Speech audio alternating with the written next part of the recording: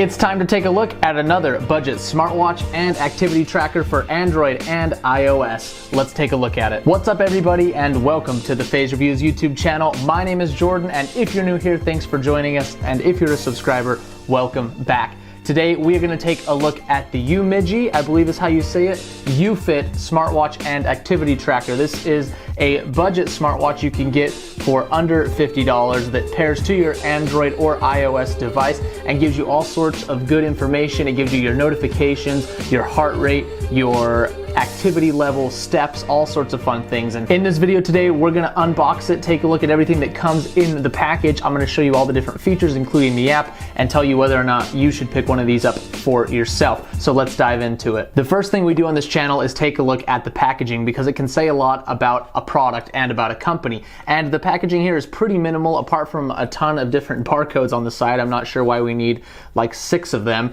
The packaging is very plain. You've just got the UMIDIGI logo right there, kind of a textured circle pattern right there, and just a typical lid with a box right there. Nothing really to it, nothing really to tell you what's inside. So hopefully all of the money that they would have spent on packaging has gone towards the smartwatch itself. Now that we've got the lid off, you can see the smartwatch right there. It reminds you probably of an Apple Watch. It's just got a plain kind of beveled face right there, no buttons on the top. There is only one physical button on the watch itself, which is on the side, and we'll get to that in a second. Taking the watch out of the box and setting it off to the side, all that's left inside of here is a little pouch that holds the charging cable. Now this isn't a USB-C or micro USB. This is actually a magnetic charging cable. So what that does is just snap onto the bottom of the watch to charge it. So you want to make sure that you keep track of this, or else you're going to have to try and track down one that's the exact same connection. Also in the box, you have a user manual. It's a pretty thick user manual. They have a QR code on the back to take you to a support group, which I really like to see. If you have any issues with the product, they're there to stand behind it, and there's a group you can ask questions in. Inside of the user manual, it's very easy to read. You've got some full color pictures there, so you can learn all the different features of this smartwatch.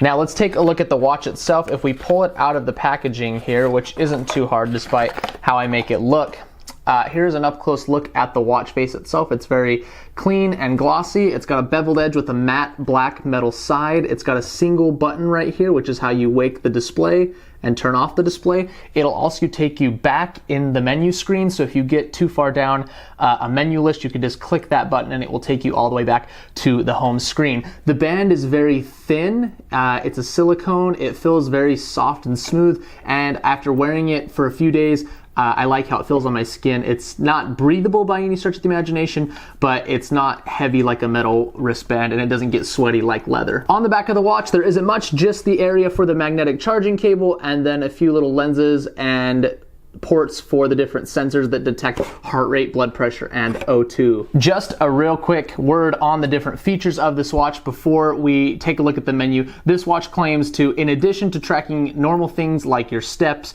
your current activity time, your calories burned for the day, the distance you walked, and your time, it'll also track things like your heart rate, your blood pressure, and your O2 level. Now, I've tested other smartwatch and fitness trackers in the past. I think that blood pressure is kind of a gimmick and stuff like this. You can't really accurately measure blood pressure through a watch like this, at least that I've seen so far.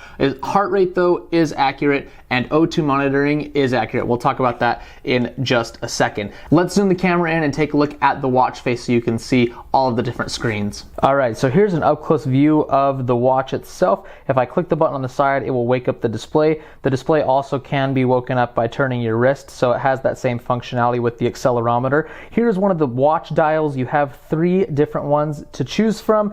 This is the one that I like the most. It gives me the time, the time, the date, my steps, and my current calories burned for the day. Yeah, not too good. I've been a student all day, but I digress. If you swipe down from the top, this gives you your notifications, like your text messages or your social media, whatever you want to look at. If you want to get rid of those, you can just click the trash icon and clear all of the messages that have been saved in that section. If I swipe that way again, there's nothing there. If I swipe to the left, this takes me to a screen where I can adjust a few settings, such as turning on the constant heart rate monitoring, adjusting whether or not the wrist sensor is active, active, and turning it on do not disturb. If you swipe to the right, this is where you can access a lot of the different sport modes and special features of this watch. I'm not going to go through all of them, but some important ones are the sport mode, which tracks an activity such as length and distance and time, your heart rate, your O2. You can also control your music from this watch, set a timer or a stopwatch, and adjust your settings from this screen. So a whole lot of functionality if you swipe to the right. Going back to the home screen there, the last way you can swipe is down, and swiping down will tell you your steps for the day, it will tell you your distance for the day, it will tell you your calories for the day, and then your week total. So really cool functionality there. Swiping all the way back up takes you to the home screen. Now if you're on one of these menus, you can also just click the side button to be taken back to the home screen and click it one more time to turn off the display. That's an overview of all of the different screens on this watch. Now let me show you the app. This is the app that works with the UMIDIGI UFIT. This is actually Very Fit Pro. You may have seen this in one of my previous fitness tracker videos, the Yummy Fitness Tracker, and I really like this app. It's very streamlined and easy to use, and it's well developed. So in the center here, you can see my current steps as well as my progress towards my goal. It tells me what my goal is and the percent that I've completed. Down here at the bottom, you've got those other metrics we looked at on the watch, like calories, distance, and total duration. I can also select over here to the screen like heart rate, which will tell me my resting heart rate, my average heart rate, and my maximum heart rate. Down here on the detail screen, it will show you my activity across the week. As you can see, just started the week, so we're only tracking on Monday, but it will tell me things like how far I've gone for the week, my steps for the week, calories for the week, and all the same metrics just across a longer time span. On the device section, you can see which device I have connected. So if you have multiple of these, you can connect multiple, and you can adjust which alerts that the watch gets, such as calls, SMS, not SNS, social media alerts, and whether or not the watch can control your music.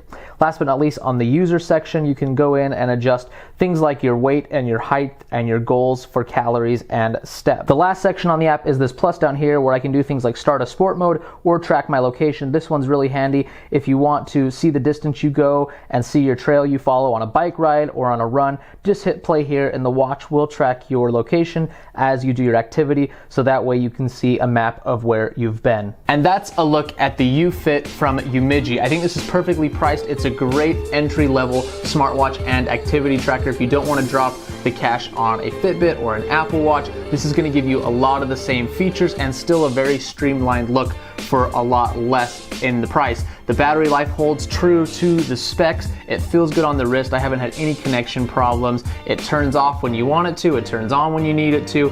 And the touchscreen is very sensitive. All in all, I can definitely recommend this guy just as much as the other smartwatches and activity trackers that I've reviewed on this channel before. Really, it's going to come down to which one is the cheapest at the time and which one's design you personally prefer. So if you want to pick up one of these UMIDIGI UFITs, you can grab one down at the link in my description. Buy through there and support the channel. I would love you for it. Thank you so much for watching, and if you're not a subscriber, please consider becoming one. I would love to have you, and I will see you next time.